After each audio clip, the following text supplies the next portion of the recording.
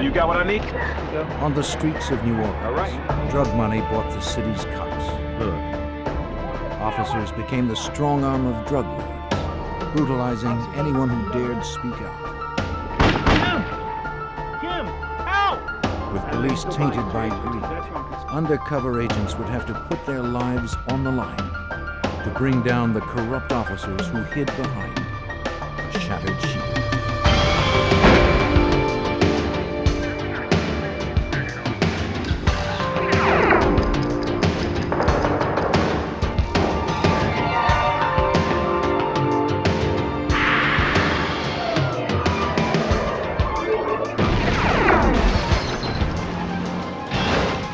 What's up, Panic Fam? I'm Hannah.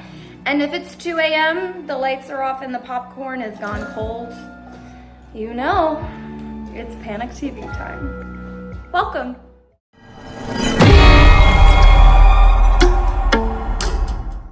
If you survived this, and this, congratulations, all right? Congratulations, but your luck runs out here.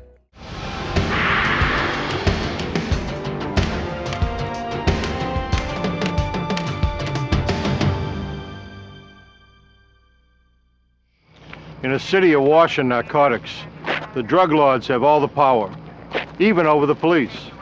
Corruption in New Orleans grew like cancer, eating away at public safety and threatening to destroy the city. Lured by easy wealth, crooked cops began breaking the laws they were sworn to uphold. I'm 𝐓𝐡𝐞 𝐅𝐁𝐈, former head of the FBI's New York office. When it became clear that the police could no longer police themselves, the FBI had to get involved. It was a case where the line between friends and enemies became dangerously blurred. New Orleans, 1993. Tourists packed the city looking for a good time, not all of it legal. Cocaine was in demand, and the dealers cashed in. It was a violent business. For protection, the drug lords turned to those whose duty was to serve and protect. The cops. Officers lined their pockets while enforcing the will of the dealers. They controlled turf like thugs, terrorizing innocent civilians. Agent Stan Haddon of the FBI's Public Corruption Unit in New Orleans was aware of the growing problem. Our intelligence told us that there was a great variety of corruption taking place among many different officers on the department. However, the one thing that seemed to be the most pervasive was that officers were out there working with drug dealers on the street, were protecting drug dealers on the street, and were stealing money and drugs from drug dealers on the street.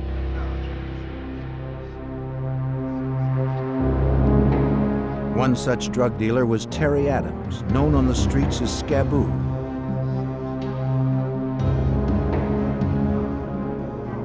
He was a small-time operator who was being extorted by Officer Sammy Williams. So you got what I need? Come on now, give me what I need. But this time, the protection money 𝐓𝐴 paid Williams wasn't enough. On Christmas Eve, the officer demanded that 𝐓𝐴 pay him $10,000 cash by 6 p.m. If 𝐓𝐴 failed to show, Williams threatened to beat him and guaranteed him 20 years to life. That evening, at 5 p.m., Special Agent Stan Haddon was finishing up some last-minute work. About to go home, he took one last call. It was 𝐓𝐴. His time was running out. He told Haddon that he was being blackmailed, but didn't have the $10,000 the corrupt cop was demanding in less than an hour. What are the name of the officers? When 𝐓𝐴 contacted me, we realized that that was our best chance to do something about police corruption. And I immediately arranged to meet him and debrief him in person. There was no way we could get everything together by 6 o'clock. By the time I met with him, it was 30 minutes before the deadline. Yeah, I feel pretty good about that. Haddon and his partner quickly hashed out a plan. This is, I think, the best one we've got. 𝐓𝐴 would meet the officer as arranged, but he'd be wearing an FBI wire. The agents couldn't arrange $10,000 on such short notice. 𝐓𝐴𝐴 would have to convince the cop to accept smaller payments over several meetings. Yeah, I'm pretty sure. Okay, they could be rough. Well, you know that. You worked with them. Yeah, I have. Assured by Haddon that he would be under constant surveillance, 𝐓𝐴𝐴 took his position.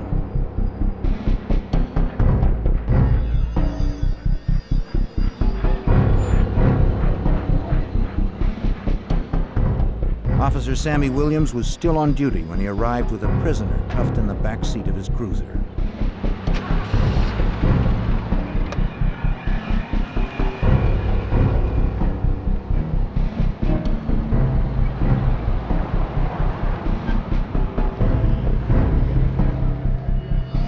Williams drove 𝐓𝐴𝐴 to a deserted spot behind a seafood market.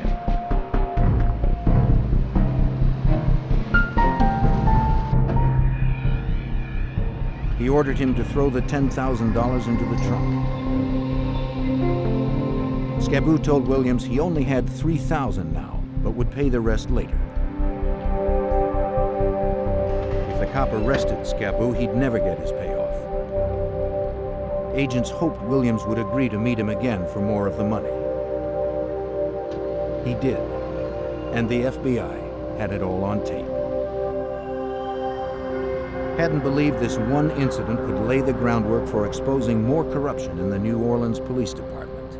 Our main objective was to try and create a strategy that would enable us to prosecute as many bad officers as we possibly could.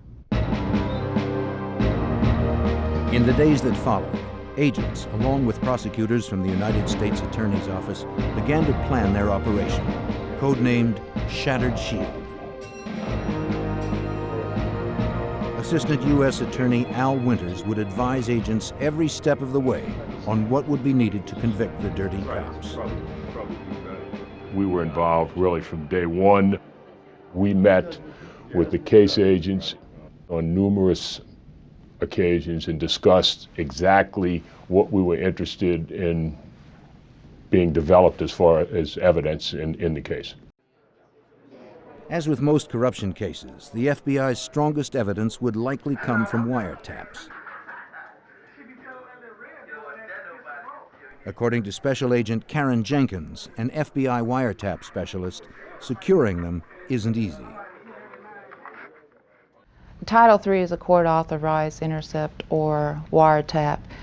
It's very difficult to get one approved. It's a lengthy process, very time-consuming. Basically, we have to have approval by FBI officials to get one, and beyond that, we have to have the review and approval by Department of Justice officials. Finally, a federal judge will make the final determination as to whether or not one is authorized. After delivering 2 more payoffs to Officer Williams, 𝐓𝐴𝐴 had won his trust. Now the FBI seized the opportunity to take the operation to the next phase. 𝐓𝐴𝐴 would approach Williams with a proposition. The volume of drug business was going to increase, and 𝐓𝐴𝐴 would need more cops to protect it.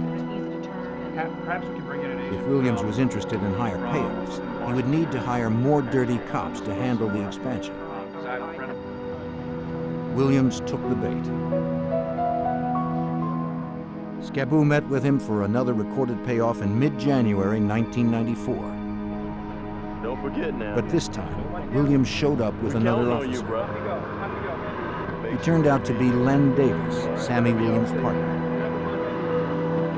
Don't forget now, man. It wasn't surprising. Davis was known in the projects as a gangster with a badge. It's not very good. See if you can make it. Reviewing the tapes, Haddon discovered a problem. What are we listening to? Both Davis and Williams used the coded language of the drug trade.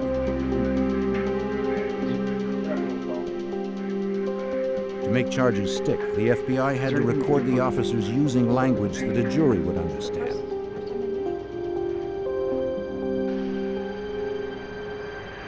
Haddon pressed 𝐓𝐴𝐴 to get Williams and Davis to use words like dope so there'd be no doubt at trial.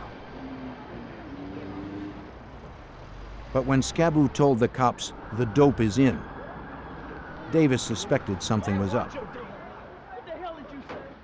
If you're in the police business and somebody starts using words that are that overt and that plain, that immediately makes you suspicious that this person is trying to set you up. Davis shoved 𝐓𝐴 into the car and told Williams to drive.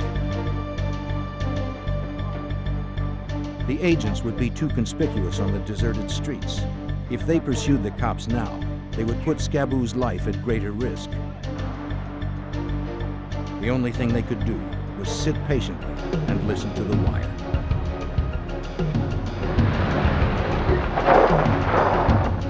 When the car came to a stop, Davis's rage ignited.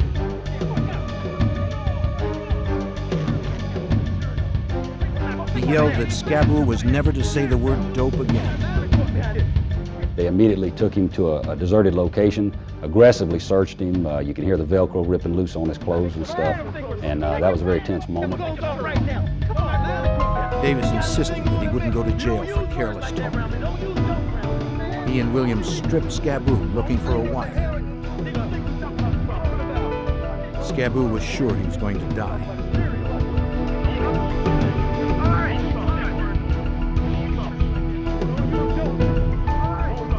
Miraculously, they never found him. He's clean. He's clean. He's clean. I'm not going to jail behind you. Their trust was restored. You understand me? 𝐓𝐴 continued his protection deal with Davis and Williams. For the next job, the cops drove him to a store where a drop-off was to take place.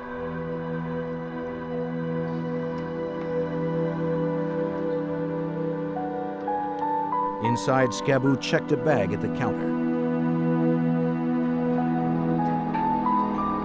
He passed the ticket to an agent posing as a buyer, who then retrieved the bag. Williams and Davis watched as each transaction went down. They were promised $1,000 for every kilo of cocaine they protected. For them, the deals meant easy money.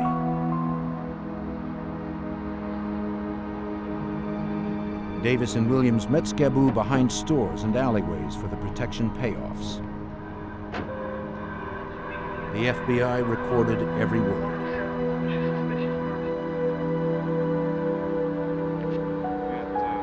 Gradually, Operation Shattered Shield was building a solid case against police corruption. The recordings continued into the spring of 1994. Once agents were sure Davis and Williams were solidly on board, the FBI prepared to expand the investigation.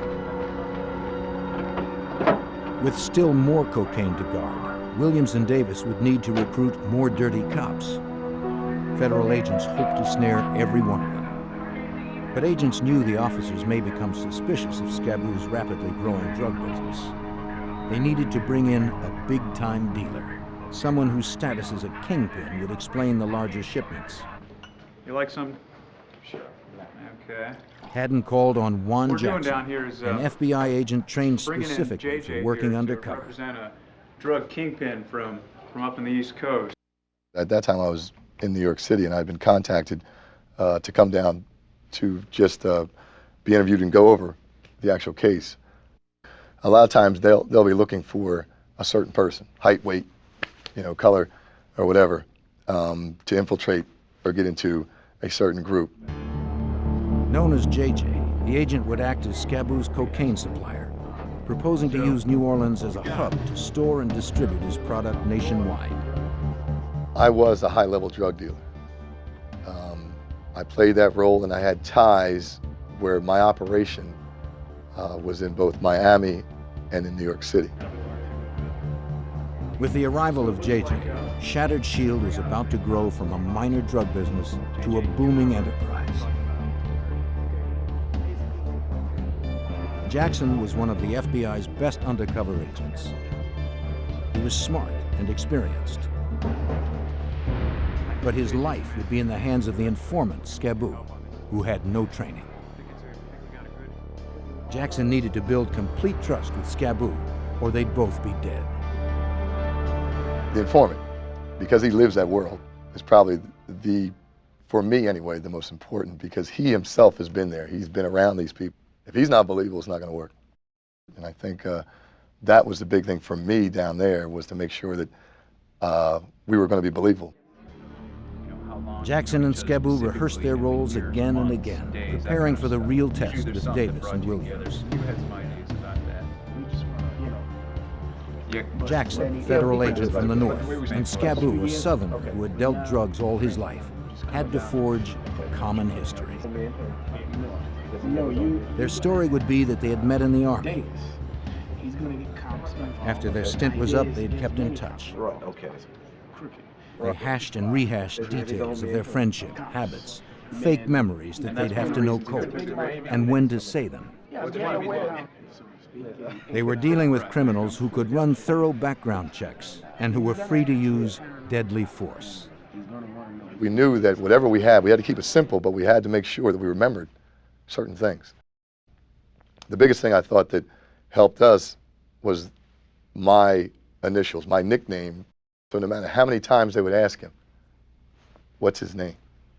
He believably said, because he only knew, JJ. In April, the FBI was ready to introduce JJ into the operation. He arrived at a hotel carrying what was supposed to be a drug payment of $100,000.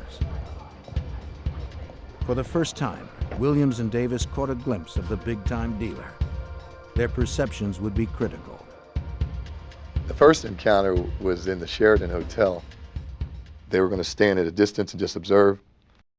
It was another test to see if they were willing to do what they were going to do. Hey, I don't know how it's going to work. They could arrest me right now and take me off and, I'm down, because it was supposed to be drug money. So it was a test. 𝐓𝐡𝐞 told the cops about JJ and his plan to use New Orleans as a transport hub for his cocaine business. Davis and Williams carefully studied JJ's every move. Jackson was creating his character before their eyes. It would become his full-time identity, and it would have to hold up under scrutiny. Everything depended on what the cops thought they had seen, and if they believed the cash exchange was genuine.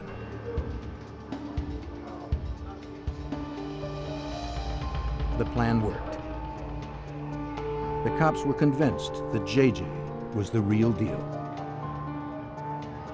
The FBI was now poised to take Operation Shattered Shield to the next level. By the spring of 1994, the FBI's Operation Shattered Shield, targeting New Orleans police officers involved in the city's drug trade, was in place. Posing as a drug kingpin named JJ, undercover Special Agent Juan Jackson worked with 𝐓𝐡𝐞, the drug dealer turned FBI informant. 𝐓𝐡𝐞 rented a hotel room for JJ to meet officers Len Davis and Sammy Williams for the first time. What's up, man? What's up? That was showtime. That was a big deal. On any first meeting with any bad guys, a million things are going through your mind. I mean, are you going to be believable? Is anything going to happen that's going to change their attitude? It's either going to work from here or we're all going to go home. Playing the street-savvy drug dealer, JJ insisted that everyone strip to establish trust. For this first meeting, Jackson didn't wear a wire. He didn't need to. The room had been thoroughly wired by the FBI for audio and video recording.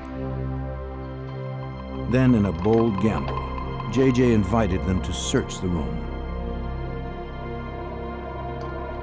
Because they were cops, Davis and Williams knew how to find a room wire.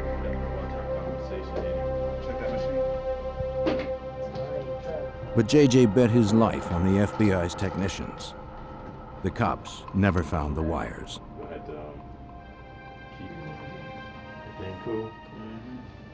JJ was beginning to build trust with the officers. But officers are trained to sniff out deception.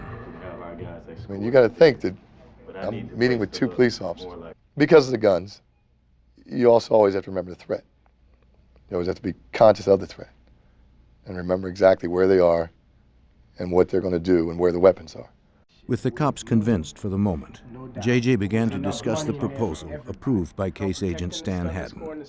And he played the role of a big-time drug dealer from New York who was using New Orleans as a transshipment point, simply as a storage point where he could bring dope in, leave it for a while, have it guarded and protected by the officers, and then thereafter have it shipped out to other points unknown. For their role, J.J. promised to pay them $5,000 every day the cops guarded the warehouse. Williams and Davis were enthusiastic about the plan, even offering advice. The cops urged J.J. to hire young drivers, give them company uniforms with name tags, and put signs on the sides of the trucks to resemble legitimate companies. For the FBI, the meeting was flawless. The meeting went off without a hitch. They bought J.J.'s act. They believed him completely, and they also said the magic word cocaine, which got it clearly established on tape that we were talking about the officers protecting a drug operation. From that May meeting, the plan moved quickly.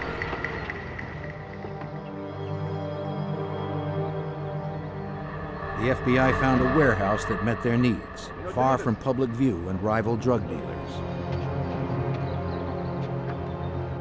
J.J. and 𝙭 met Davis and Williams for a walkthrough.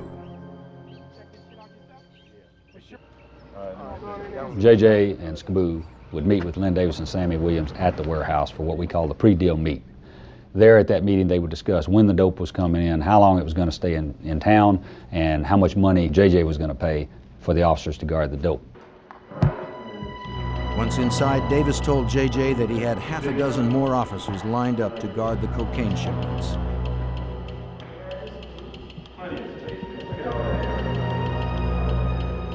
They would work in 10-hour shifts.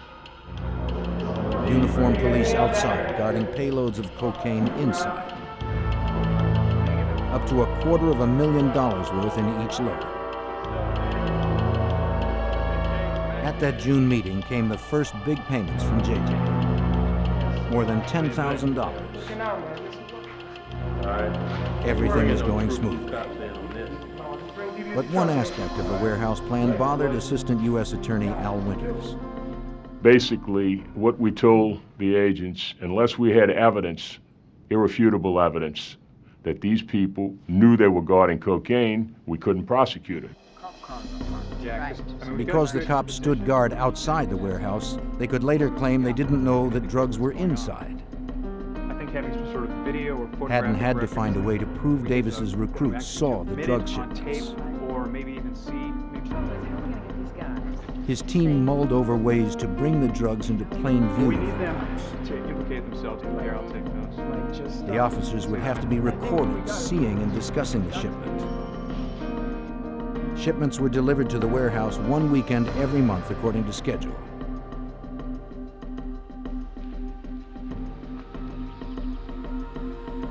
Then, in mid-July, the FBI sent a shipment that the guards didn't expect.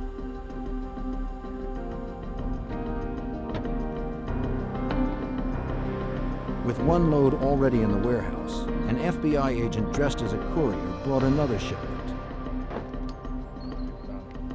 The driver shocked the guard cops by unloading the cocaine in plain sight. This was too overt for Len Davis's crew. They didn't want to see drugs at all.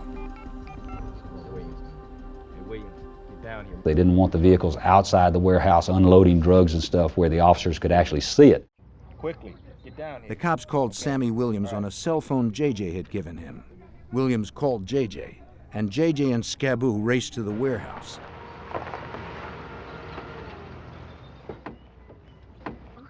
J.J. responded like a hot-headed drug dealer. I was arguing with this guy. I mean, we were actually screaming at each other. What are you doing? Where are you? Whatever. And he's observing this. There's a police officer calling Lynn, telling him all what's going on and how this doesn't look good.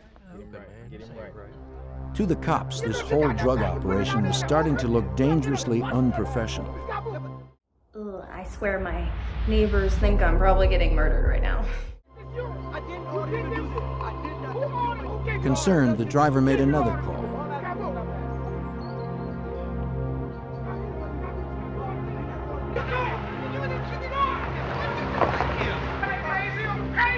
Sammy Williams arrived to straighten out the problem. Oh, stop. Okay. See what I got to deal with? Leave it. I got it. See what I got 5 minutes. Got it. JJ explained it was the driver's screw. He asked that the cops escort the van to the city limits right away. Despite the risk, the episode worked. It showed that the cops knew what was inside the warehouse. This ain't right. What's going on? Take him to the edge of town, all right? And it was all videotaped. Just let him go. Let him go. But the episode raised doubts for the cops. Either JJ was an amateur, or he was part of a sting. Either way, they'd be watching him more closely now. Shattered Shield wore on into the summer as all of New Orleans baked. About 100 degrees out there. In August, guarding the warehouse proved hard duty. The cops complained of the wear and tear on their engines from running the air conditioning all day in the heat. They wanted a vehicle that was more comfortable, that could also endure the long hours, perhaps a van. The officers asked Len Davis to provide one, and Davis brought their request to JJ. For the investigation, it was a huge break. The sweaty cops had just handed the FBI a golden opportunity. It was a stroke of luck. One day, Lynn approached me and said that the officers were complaining that they're running their cars in air conditioning, and the cars are starting to overheat, they're burning gas, on and on and on. Once we were able to rent the van and put the listening device inside, we were able to hear a lot more conversations. The FBI quickly filed the paperwork to get court-authorized wiretaps for the van. Technicians carefully installed state-of-the-art microphones.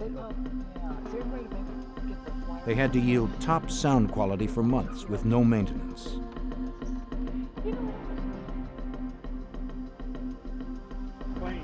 The van was a perfect Trojan horse for getting inside information. I picked this out myself. The shiny new van made the officers suspicious. They wondered if anyone could have tampered with it. It ain't nothing wrong with it. They wanted to know exactly where Davis had gotten the vehicle. I've never seen this vehicle before. Because JJ had so completely won Davis's trust, Davis told the cops that he himself had rented the van. Is it all right? He vouched for it. It's okay. That calmed their fears. I picked it out myself. What do you think? Len Davis didn't want anyone upsetting his flow of payments. I picked it The out FBI would soon learn just how ruthlessly Davis guarded his interests. After 3 months of Shattered Shield, more and more New Orleans cops came under the FBI's investigation. Len Davis and undercover agent JJ met often to discuss drug shipments and payoffs for police protection. Davis made frequent threats. They'll tell you, we run this city. We do whatever we want to do. They let me know that very many times. If they feel like they want to shut it down, they'll shut it down. But Davis liked the money. JJ knew that as long as the money flowed, he would never shut the operation down. Davis called the shots for the other officers. He recruited and set the schedules using his cell phone. But he complained about his bill. So JJ offered Davis a new cell phone, free of charge. It was one more way the FBI could record the cops' knowing involvement in drug trafficking. The wires the FBI had planted in the warehouse van were paying off. One night, 2 guards on the graveyard shift brought prostitutes to the van. The wires picked up everything, even the cops' sexual indiscretions.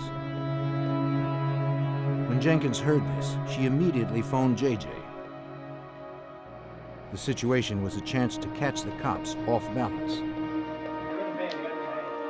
JJ called Davis to complain and to see what they'd get on tape. He told Davis he had checked out the warehouse and found that the cops weren't protecting it. JJ wasn't paying cops to have sex. He ordered Davis to straighten things out. Davis arrived in a fury. His henchmen were threatening to ruin his whole operation. Lynn was upset. Lynn was a businessman through and through. Lynn wanted it to work exactly one way. And he was really upset that I was upset. And he got up. He got up. He came out there and just kicked everybody out. JJ's call brought Davis down on him hard that night. But the episode triggered deep suspicions among the dirty cops. They now felt sure that JJ was the problem and believed they could run the operation better themselves. They discussed ways to kill JJ. Their plans alarmed Agent Karen Jenkins.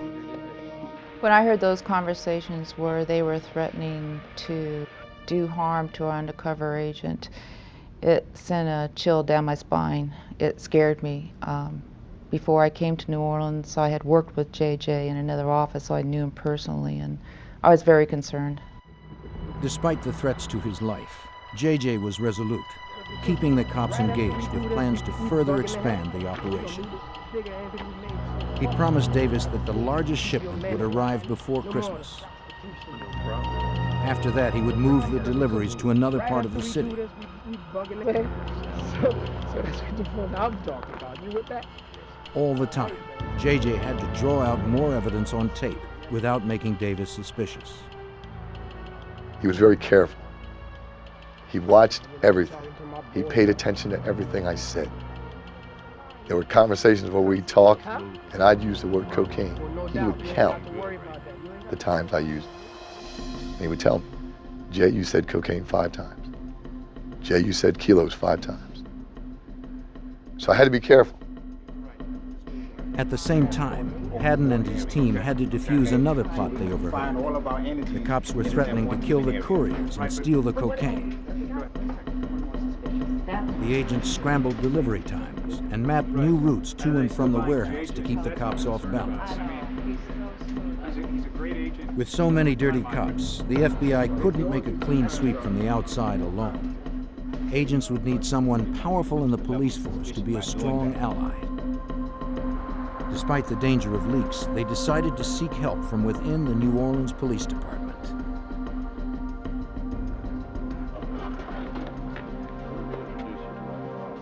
October 1994 brought fresh changes to New Orleans in a new police chief, Richard Pennington. So, how do you like our first? Pennington was an outsider from Washington, D.C., hired in the hopes of reforming the Crescent City's crooked police force. Since you're just moving in, actually, why don't you have a seat? The FBI invited the new chief for a meeting. News is not all good, fortunately. Then Haddon introduced JJ. He informed Pennington that Operation Shattered Shield was uncovering corruption deep in the force that he was about to head. His cooperation would be critical for the success of Operation Shattered Shield. On the streets of New Orleans, Davis and Williams were still on active duty, cruising their territory. Len Davis had a long list of public complaints against him. During their rounds one night that October, Davis and Sammy Williams patrolled the Desire housing project. Seeing the pair of cops approach, 2 youths took flight. Williams chased one teenager down, bludgeoned him, and left him bleeding in the street. At that moment, Kim Groves, the victim's aunt, decided that police had terrorized their neighborhood long enough. Who's gonna pay the bill? The next day, Groves, a 32-year-old mother of 3, filed a complaint against Len Davis and his partner. She cited the pair for police violence. An officer alerted Davis about the complaint. Do you want to know his name? Officer Davis, do you know him? Yeah, this is definitely Assistant U.S. Attorney Mike McMahon saw the report. She reported not only Sammy Williams, who did the actual brutality, but Len Davis as well, who had nothing to do with that pistol whipping. And at that point, Len Davis became enraged.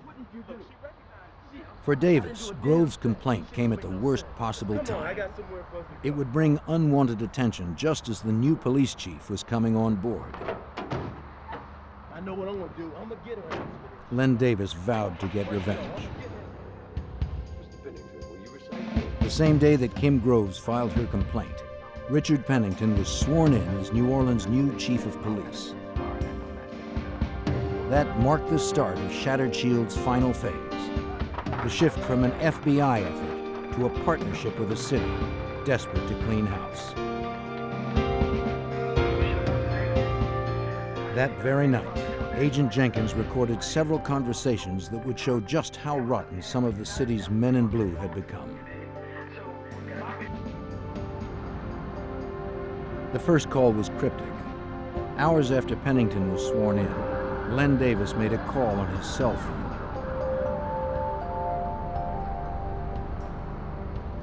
He gave an order to an unknown man. I need you to do a 30 for me. The FBI taped the conversation, but because Davis spoke in modified police code, agents didn't know what it meant.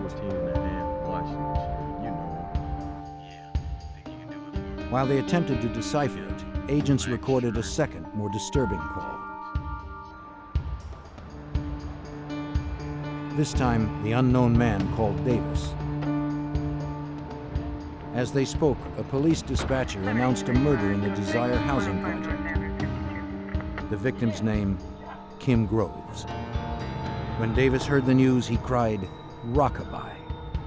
It was the triumphant cry of a killer. When he later heard it, the call shocked Assistant U.S. Attorney Mike McMahon.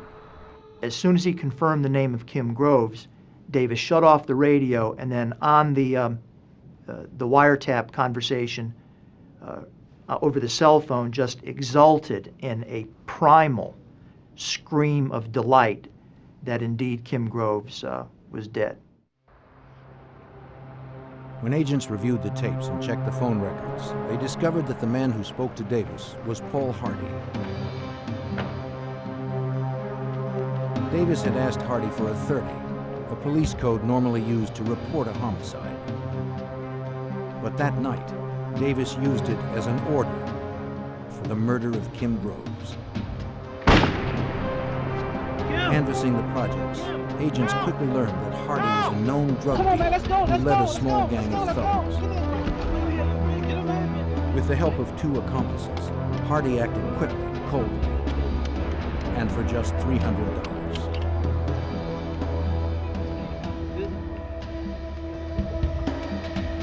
As he sped away over a bridge, Hardy threw the barrel of the gun into the canal and handed the body of the gun to an accomplice for safekeeping.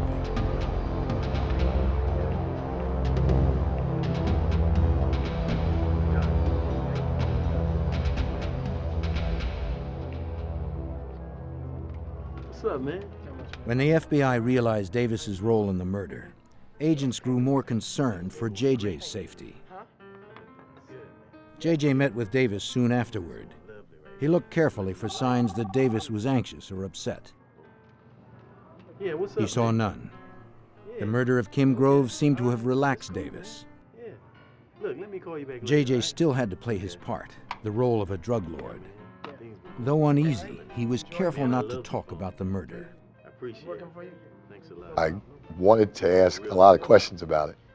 I couldn't. The only thing I'd ask him was, is there anything different happening since the last time I was here? He said no. And we went on just like nothing ever happened. Is he a cold-blooded killer? I could probably do you in a minute? Yeah. Having seen what Davis and his cops could do, JJ had every reason to believe that he could be next. He was unaware that they were already planning ways to kill him. Days after Len Davis ordered the murder of Kim Groves, the FBI learned of more threats by Davis's men. A New Orleans police officer assisting in Operation Shattered Shield received an anonymous threat. It came with Kim Groves' obituary. The message was clear. Death would come to those who talked.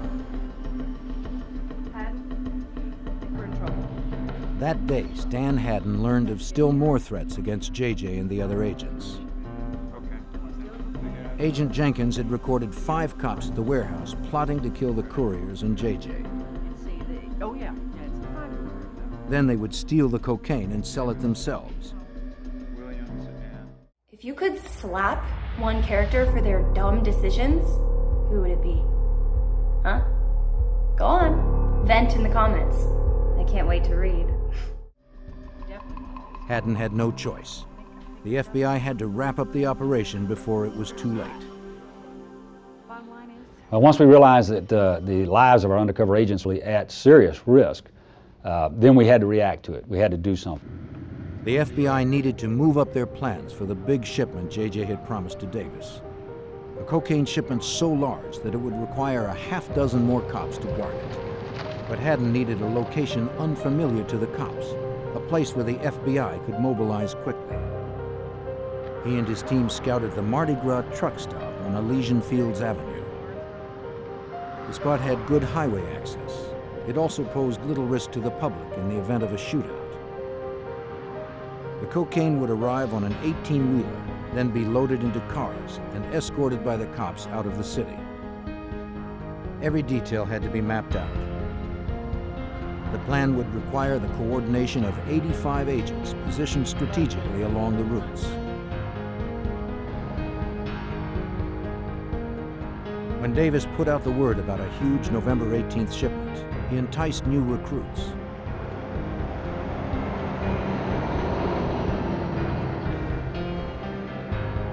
As a load of cocaine worth $250,000 arrived, Davis, Williams, and their crew stood ready as protection. Agents posing as drivers moved the shipment. From the command center, Haddon and Jenkins kept watch of the whole operation. There were hundreds of ways the truck stop scenario could go wrong. With the undercover agents' lives on the line, there was no margin for error. The cocaine was divided in 2 loads. Williams escorted one, Davis followed the other.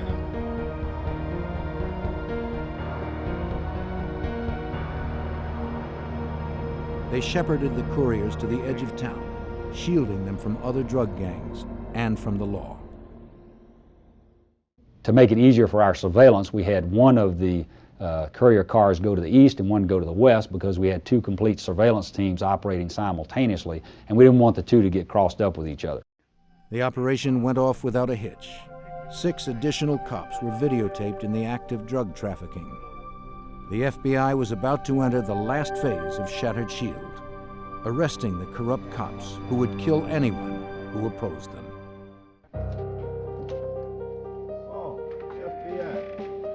After the big truck stop operation, FBI agents moved quickly on the murder of Kim Groves. They searched the house of the hitman Paul Hardy. There, agents found an unauthorized copy of a guide to police codes, the same codes that Davis used when he ordered Groves murdered.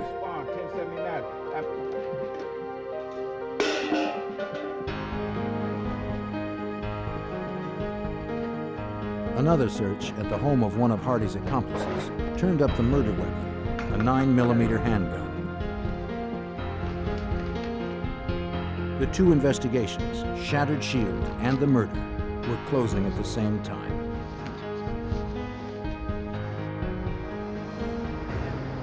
For the ringleaders, the FBI took no chances.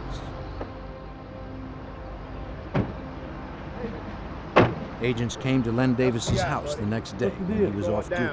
Look, I ain't done nothing. What are you talking about? Look, I'm a police officer, man. Put your hands on top of your head. The thug with a badge was arrested on federal drug charges and for the murder of Kim Groves. For Davis's partner, Sammy Williams, agents would use a different approach. Haddon wanted to flip Williams to the prosecution side. At that point, it worked. And they decided, okay, let's throw another curveball and then let's bring Juan in. So they brought me into the door and I introduced myself, especially to Juan Jackson, the FBI. You could see the color leave his face. His world just came crashing down. Sammy Williams turned government witness. His testimony would later prove crucial for getting convictions. Haddon and his team had no time to lose. Before news of Davis and Williams' arrests could spread, they had to deliver the rest of the gang to justice. Dozens of armed men in uniform. The strategy we were to employ was to arrest Len Davis on December the 5th. And then on December the 6th, we had all of these officers appear before a federal grand jury. And then on December 7th, the grand jury ordered all these officers to come to the FBI office to give handwriting exemplars.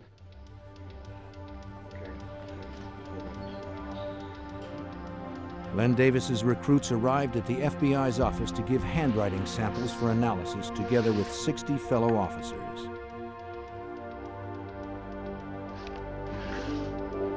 Since the drug ring involved no written records, and so many officers provided writing samples, the crooked cops suspected nothing. Like the others before it, the FBI's ruse worked. One by one, more than a dozen dirty cops of New Orleans were arrested. That was a safe way to do it because obviously all of these officers were armed and they were facing very serious charges, and that was a way to do it to avoid any potential for any bloodshed or any unwanted resistance by the officers. In court, the FBI's recordings built a solid case against the officers. The videos and audio tapes spoke louder than the code words and erased all doubts that jurors might have had. Agent Karen Jenkins knew the evidence was strong. The jury was able to hear for themselves what the officers said. They were able to see for themselves what they were doing because of the videos that we had. That wasn't me. It could have been anybody. As prosecutor Al Winters had predicted early in the investigation, Davis tried to talk his way out of it. All police officers know what that is. It's a homicide. Even after all the safeguards we took, Davis's defense at the trial was that he was conducting his own undercover operation, that it was not really done according to the book, but, you know, he was a poor cop and didn't have a lot of training, but he was trying to conduct his own undercover operation. Davis never admitted any wrongdoing. He didn't need to. The audio and videotape spoke for themselves. Faced with the prospect of convicting those sworn to protect them, the citizens of the jury listened intently. The tapes were chilling, and as those tapes were played, the courtroom was as silent as a cathedral. Has the jury reached a verdict? Yes, Your Honor, we have. Will the defendant please stand? The jury deliberated just 15 minutes. We, the jury, find the defendant guilty of murder in the first degree and hereby sentence the defendant. Len Davis was sentenced to death for his role in Kim Grove's murder, which was later commuted to life.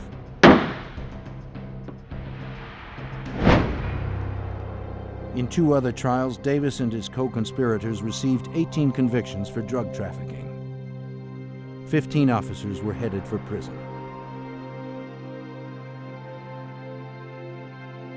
Because he cooperated with prosecutors, Sammy Williams was sentenced to just 5 years. He would never again wear a badge. Add that you have irrevocably stained that uniform you once wore. But I must reluctantly recognize that other crimes can only be solved with cooperation of people like you. Court dismissed.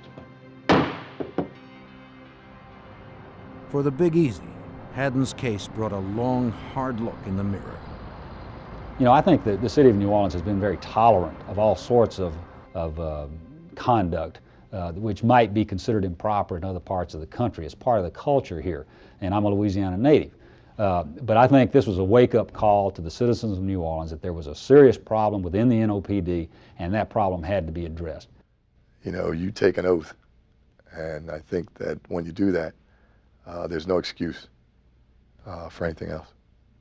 I think we helped. I think that now their focus is different. I think hiring, I think pay scale, I think everything about what the New Orleans Police Department is about is different. Under Chief Pennington, The New Orleans Police Department revamped its practices and fired more rogue cops. The Big Easy had cleaned house. The department and the FBI continue to work together to bring justice to the city's streets. Be honest. Did you watch the last scene through your fingers? Comment yes or no.